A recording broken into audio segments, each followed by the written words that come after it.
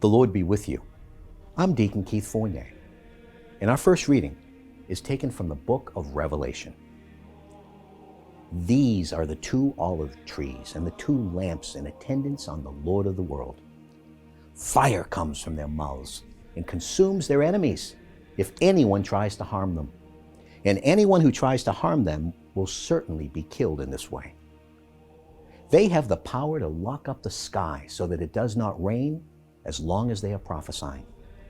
They have the power to turn water into blood and strike the whole world with any plague as often as they like.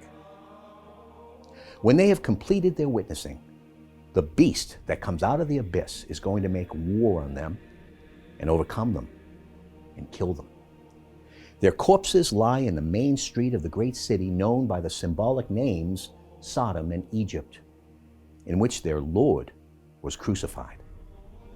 People of every race, tribe, language, and nation stare at their corpses for 3.5 days, not letting them be buried. And the people of the world are glad about it and celebrate the event by giving presents to each other, because these 2 prophets have been a plague to the people of the world. After the 3.5 days, God breathed life into them, and they stood up on their feet, and everybody who saw it happen was terrified. Then I heard a loud voice from heaven say to them, "Come up here." And while their enemies were watching, they went up to heaven in a cloud. In our responsorial psalm from Psalm 144. Blessed be Yahweh my rock, who trains my hands for war and my fingers for battle. My faithful love, my bastion, my citadel, my Savior. I shelter behind him, my shield. He makes the people submit to me. God, I sing to you a new song. I play to you on the 10-string lyre. For you give kings their victories.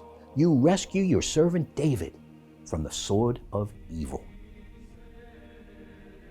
A reading from the Holy Gospel according to St. Luke.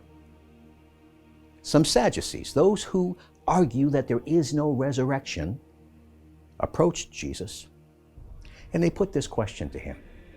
Master, Moses prescribed for us if a man's married brother dies childless, the man must marry the widow to raise up children for his brother. Well then, there were 7 brothers.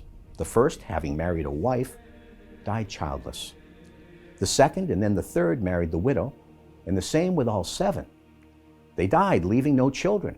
Finally, the woman herself died.